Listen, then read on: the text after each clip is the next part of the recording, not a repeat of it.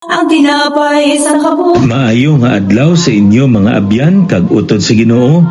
Nagapagig-upod naman sa inyo sa siningation ang aton matag adlaw nga palatuntunan sa kanginan nga ginatiguluhan tinapay sa kabuhi. Ang aton subong dinapit nga manughambal isa ka alagad sa Ginoo nga nagapangabudlay sa masubra na 40 ka tuig bilang isa ka pastor kag subong man bilang isa ka manunodlo. Isa ka tampad nga bana sa iya nga asawa kag matutom nga amay sa iya panimalay kag subong man suod naton nga abyan. Ihatag naton nation sa pagpanglandong naton sa pulong sa Ginoo sa kay Reverend Henry Sinina. Maayong adlaw sa inyo mga abyan kag mga kauturan nga nagapalamati sa sining programa sang tinapay sang kabuhi. Yari naman kita sa sining adlaw sa pagpamalandong sang pulong sang Dios. Ininyo alagad Pastor Henry Sinina nga nag-aabi-abigit sa inyo tanan nga mga kauturan nga pabilin sa pagpamati sang mga mensahe halin diri sa tinapay sang kabuhi Gospel Radio Ministry. Tiwat abi-abi ko si Tatay Batakulin dira sa Kabangkalan nga nagsaulog sang iya bag-ulang gid nga kadlawan kag matutom gini siya nga sumulunod sa Ginoo kay nagapadayon siya sa sapdag sini pinaagi sa iya nga pagpangamuyo kag sa pagpamati sa sininga programa adlaw-adlaw. Kani greet kita sa iya nga happy birthday. Salamat sa Ginoo sa sining padayon naton nga pagdala sang mensahe sang pulong sa Dios sa kahanginan kag sa aton bala nga pamalandong sa sining aga. Luyag ko basahon liwat ang dinalan nga aton gin basa sa nagliligad lang gid nga mga inadlaw kag balik kita sa ginsulat diri ni Juan kapitulo 10. Aton diri na pamalandungan ang una gid sa sininga bahin sa kapitulo 10 nanungod sa aton Ginoo nga He is the door, ang isa sa kaganhaan kung sa diin amo siyang dapat agyan sa mga karnero kag nagasiling diri aning dinalan sa blang kasulatan na insulat diri ni Juan kapitulo 10 kag aton lang pagabasahon ang 11 tubtob 12 duwa ka dinalan sa kapitulo 10 sang Juan nga nagasiling diri sa verse 11, ako ang maayong manugpahalab. Ang maayong manugpahalab nagahatag sang iya kabuhi tungod sa mga karnero.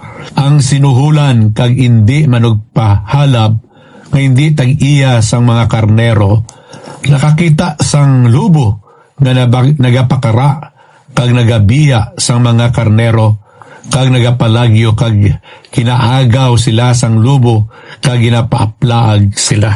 Kabay Ginoo magpakamaayo karon sa aton nga pagbasa sang iyang pulong. Ayong manugpahalab sa nagligad nga mga inadlaw nagtuon kita sa siniman nga kapitulo nanungod sa aton Ginoo nga hindi lamang siya ang maayong manugpahalab kundi siya mo amuman ang puwertahan sang turil.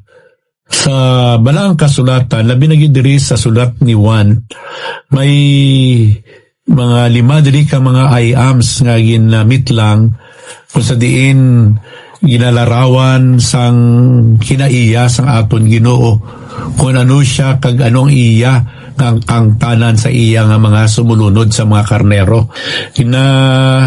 Tawag man diri gani siya nga siya amo ang buhi nga tinapay. He is the living bread. Siya amo ang the resurrection and the life. Siling man gani siya nga siya amo ang dalan, ang kamatuuran, kag ang kabuhi. The truth and the life. Siya man amo ang karne ang maayong manugpahalab sa sining dinalan. He is the good shepherd. Now, atong dirigin pamalandungan nga ang ining manugpahalab, maayo siya nga klase nga manugpahalab. Tungod sa eksperyensya sang mga katawan sang Israel sa daan nga katipan, ang mga manugpahalab sang Ginoo wala nagtuman sang ila na mga obligasyon. Madamo sa ila, nagtalikod, kag kabuhi sa pagkasala, kag tungod sa ilaman nga pagpabaya, nagalaplaag ang mga karnero, ang mga katawan sa Ginoo. Isa ini ka mga rason kung nga ang Ginoo nagsaad nga siya magapadala sa maayo nga manugpahalab. The shepherds before, yung tawag na the pastors. Kaya mo ini ang the Greek word for the pastor is poime, na naglarawan ini siya sang isa ka manugpahalab, the shepherd. Mo ini ang aton gani nga mga church leaders, natawag nato na sila nga mga pastors. Sang una, ginatawag ini mga church leaders ng mga bishops or sila mga elders. Pang daw nadagtaan ining mga tigulo o mga title na bishop o elders tungod sang authority nga ilagi na exercise their authority over the people of God, nga nawala na ang larawan sa isa ka maayo nga leader. So ginatawag naton ang aton mga leaders sa aton iglesia, mga pastors. We call them mga under shepherds. Kay ng isa ka manugpahalab nagalarawan sang isa ka tao nga nagakabalakagid sa mga karnero. So amoy ni ang larawan sa aton Ginoo nga siya gid nagakabalaka sa aton. Ang aton manugpahalab buhi, nabanhaw siya, kag karon nagapadayon siya sa sugata sa mga kinanglanon sa iya nga mga subulunod. Ginatawag siya nga great shepherd of the sheep. Amo nang paglarawan diri sa Hebrews, the last chapter of Hebrews, nga siya nabuhi liwan kag nagapadayon sa pagtatap sa aton, nagasugata sa aton mga kinanglanon. Kag gintawag man ni siya nga the chief shepherd. Putsilingon, ining manugpahalab nga maayo, magakari siya kay siya magapadya sa mga matutom. Now, balikan natin diri ang hambal sa dinalan katon bago lagin basa, nga siya maayong manugpahalab tungod nga kilala niya ang tanan nga mga karnero niya. He knows all his sheep. Hinatawag ni nila sila sa ilagid nga mga ngalan. Sa chapter 10 verse 3, the sheep, it says here, and the sheep hear his voice, and he calleth his own sheep by name, and leadeth them out. So, kung aton lapin saron, ang pagkilala sa aton, very intimate yet kay he knows us deeply and intimately, nga ang aton gani nga mga ngalan kilala niya. Now when we think of the saints, ang iya mga sumunod sa sining nga panag-on, there are millions or billions of Christians today in the world. Kag katahom la sining pang nahuna kay sa siniya nga panag-on sa kadamuon naton makilala gyapon kita sa aton Ginoo. Kag kung kita magapanawag sa iya siling nga diri, nagapamati siya sa aton. Could you imagine all these thousands and millions or billions of believers all over the world, kung sila nagapangamuyo sa iya, ginapamatian niya gid kag ginisabat yang aton pangamuyo. Amo sa aton mga prayers, we don't call those dead saints. Mga patay na nga mga masiling naton nga mga saints ang Ginoo. Bisan pa ganing siling ng iloy isang aton Ginoong Jesus, hinatawag pa nila, gapaagi pa dito gyapon makalabot sa Dios. Hindi na ni sila kaarapal sa mga pangamuyo sang billions nga mga tumulo all over the world.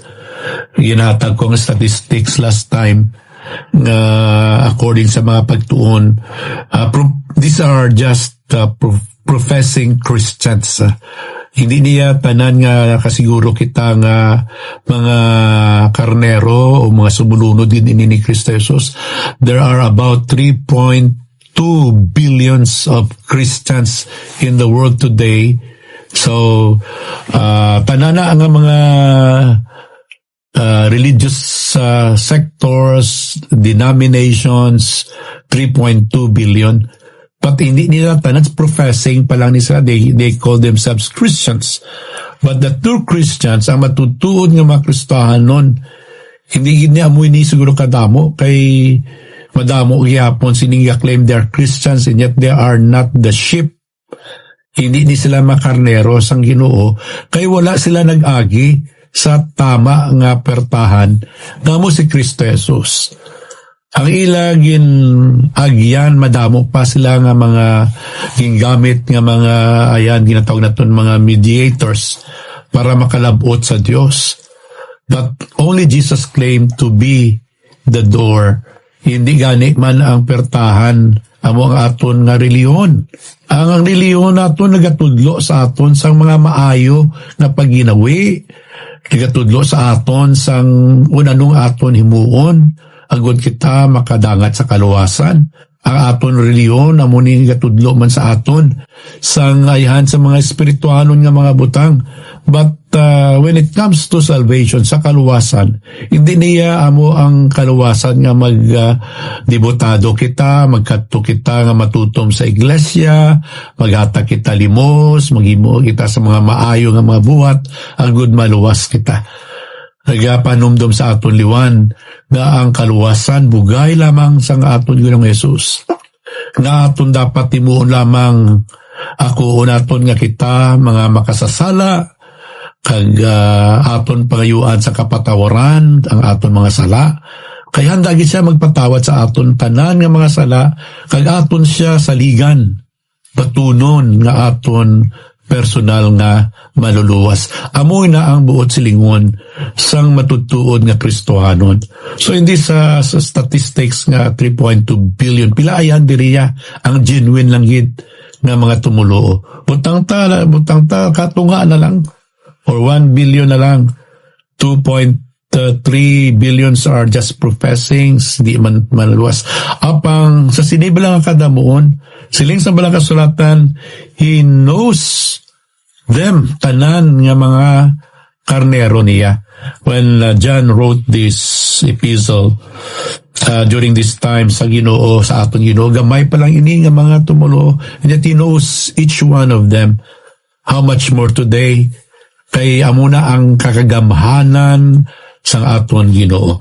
Kagluyag ko ang sugpunan ini nga pagpamalantong naton. Kag siling diri sa balang kasulatan, ang iyang mga karnero nakakilala man sa iya sa chapter 10 verse 4 sang John. And when he putteth forth his own sheep, he goeth before them, and the sheep follow him, for they know his voice. Verse 5, and the stranger will they not follow, but will flee from him, for they know not the voice of strangers. Luyag ko lang nibla i-emphasize. Ang matutuod gali nga karnero, nga kilala gid sa Dios, nakakilala man sa iya. Ang matutuod nga Kristohanon nga nakabaton kay Jesus nga ilaman luwas, nakakilala man sa iya, pinaagi sa iya nga pulong. Mitlang gani diri sa ginsulat sa Hebrews nga ang pagpayag sang Dios sa sini sa kalibutan lain-lain nga mga paagi, but according to Hebrews chapter 1 verse 1, nagasiling diri sa especially sa kapitulo 1, nagasiling diri ang Dios sa dumaan nga tion naghambal sa aton nga ginikanan paagi sa mga manalagna, sa madamo kag sari-sari nga bagay, apang sa sining ulihi nga adlaw naghambal siya sa aton pag-agi sa anak nga ginhimo niya nga manunubli sang tanan nga butang. nga paagi sa iya man gintuga niya ang kalibutan. Now, ang Dios nagapakighambal sa una nga panahon pinagi sa mga propeta. Amuning role sa mga propeta during that time in the Old Testament. They speak the message of God to men. They talk about God, His message, hinadeliver nila sa tao. Ang sa mga pare naman niya, the priest, they bring the concerns of people to God. Okay, that is upward. Ang prophets during the Old Testament, sila nagadala sa mensahe sa Diyos pakadto sa tao. Kag during that time, nagahambal gid, nagapayag gid ang Diyos sa tao, pinagi sa mga prophets. And these prophets, they wrote the very words of God sa ilang mga libro, sa ilang ginsulat, nanungod sa Diyos. So, but silingon, they know God through the prophets, to the writings. Nakilala nila ang Diyos nga the only God, isa lamang ka Diyos. Nakilala nila ang Diyos nga ang Diyos gamhanan, maalam, Diyos nga matarong, Diyos nga wala nagabag-o, Diyos nga mapainubuson, Diyos na napunan sa grasya. Dira ginpahayag sa mga propeta pinaagi sa pagsulat nila sa ilang mga libro. Now, hot in these last days, it says, sa sininga mga katapusan nga mga inadlaw. Now, take note of that. Ang mga katapusan mga inadlaw, yun mitlang na sa panahon pa ni Jesus Christ. Hot in these last days, spoken to us by His Son. So the time of Jesus Christ was already considered as the last days, one of the last days. Kagsiling nila subong niya last days, but this is the last days of the last days. Mga aton siguro nga paghangop sini. Ini subong niya katapusan ng mga inadlaw sa tanan nga mga katapusan nga mga inadlaw nga bitlang sa balaang kasulatan. So we have here the message of God through Jesus Christ. Amunim the gospel, the four books of the gospel, it's about the Lord Jesus Christ. His works, His character. Mabasa naton diri ang iya mga tinutuyo kung aton ginapamalandungan ang iya pulo. Now the Lord is speaking to us through His word. Kung sino siya, He is the good shepherd, He is the door, according to this passage. Kag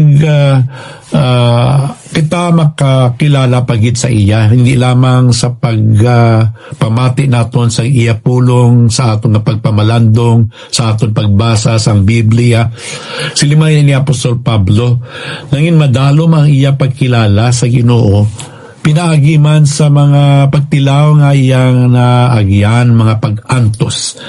Insulat na ni Apostol Pablo sa Filipos Kapitulo 3, ay ginlarawan niya diri ang iyang pagkilala sa Ginoo nga ang pag-antos siya gali sa Ginoo, isa ka fellowship sa Ginoo, kay amoy ni ang gahom sa Ginoo, but that we may know Him and the power of His resurrection. So makita naton diri ang pagkilala naton sa Ginoo, pinaagi man sa aton nga mga pagtilaw, mga pag-antos naton, labi nagid pag-antos naton sa atong mga pagtuo, pagsalig sa Ginoo. It's a privilege to suffer with Christ kag ma-experiensyahan naton ang gahom sa iya pagkabanhaw, kay ang aton Dios gamhanan nagatabang sa aton. So ini isa ka pagpanumdum sa aton mga inigugma nga ang Dios subong nagapakighambal sa aton pinagi sa yapulong. May iba nagahando pagid nga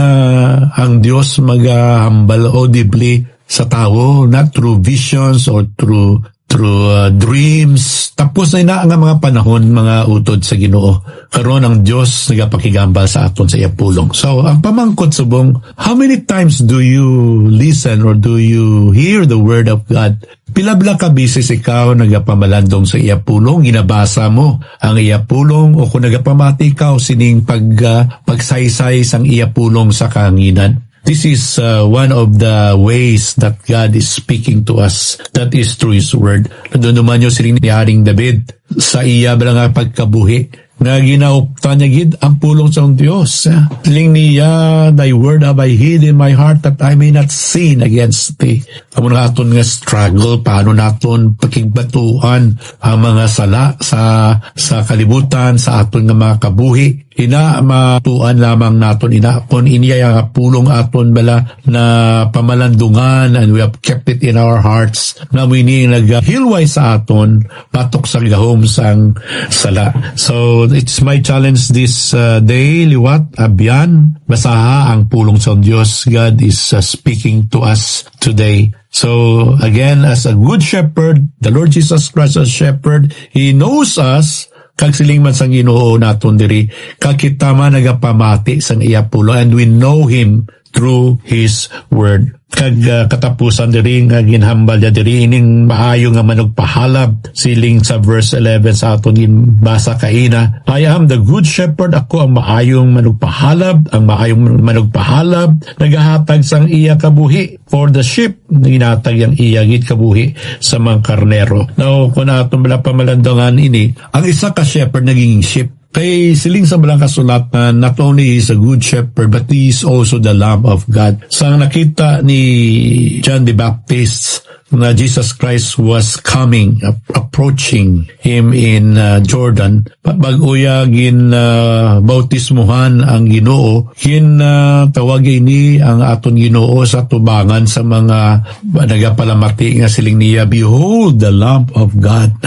Hari karon ang karnero sang Dios nga nagakuha sang sala sang bugos nga kalibutan, who taketh away the sins of the whole world. Sang nabatian ini sa mga kadamaan, they could understand right away na amo na niya ang inahulat nila. Kay sa ila nagahulat sila sang ila nga Messiah, the Messiah that would come to deliver them from bondage, to deliver them from sin. But ang paglarawan diri ni Juan Bautista, hindi na iya ang isa ka maayong manugpahala, wala siya nagsiling, behold the good shepherd, but he said, behold the Lamb of God. Sa aton balang paminsan nagakalipay ti kita sini mga inigug makita, nakahangop na kita sang plano sang Dios ka nagpanginmatay na aton Ginoong Jesus. But the fact that He was the Lamb of God sang napatian sang aton Ginoong Jesus, hindi iya nami pamatinan sa iya sa tawhanon nga balatyagon. Kay probably when John spoke this, right away nakita na sa Ginoo kung maano siya. Kay balo siya sa ginatawag naton the Passion, a movie about the Passion of Christ. Naglalarawan sa iyang suffering, intense suffering na iyang pag-experiensyahan tungod sa sala sang bugos nga kalibutan. Na bubo ang kasingkal sang Dios, ang kabugat sang sala sang bugos nga kalibutan, iyagin pasan dito sa krus ng Kalbaryo. To the Lord Jesus Christ, it was not a pleasant declaration. To Him, isa ini ka mabugat nga misyon nga iya pagadalon. And in fact, before He was offered on the cross, ang iya gani handom before when He was in the Garden of Gethsemane. Sili niya, Father, if it possible, kung pwede, let this cup be passed from me. Kung pwede, hindi na ini madayon ang ining ako nga pag-antos. So when Jesus heard about that, behold the Lamb of God, grabe na dito na nag-umpisa, I think emotionally, psychologically, muna ni ang naghatag man sa iya sa kabugatan. But He was so obedient to the will of the Father, as He's willing to obey the will of the Father for the sake of you and me. Tungod sa imo kag sa aton kita maluwas lamang. Amuna ang dako nga pagigugma sang aton nga good shepherd, He became the Lamb of God. Would you imagine na siya Dios nagpakatao, hagod lamang sa imo kag sa aton. Nagsaad siya kung ikaw kag ako magkilala lamang nga kita makasasala kag maginulso sa aton mga sala, kag aton siya kilalahon nga aton manluluwas. Nagsaad siya nga taganya kita kabuhi kawala sing katapusan. Abyan kung pamati kasini na mensahe, here's the Lamb of God, ari ang karnero sang Dios. He's not only the good shepherd, but this good shepherd is your lamb. nga sarang makaluwas sa imo sa kalaglagan sa impyerno. Agud lamang ikaw maluwas, kagaya ikaw sang kabuhi, na wala sang katapusan dito sa langit. Salamat sa Dios sa iya plano sa aton, kag kabay nga kita nagapabilin gihapon sa iya nga pulong. Padamo gid nga salamat sa inyo nga pagpamati sa sini nga mensahe sa kahanginan, ininyo alagad sa kahanginan Pastor Henry Sinina.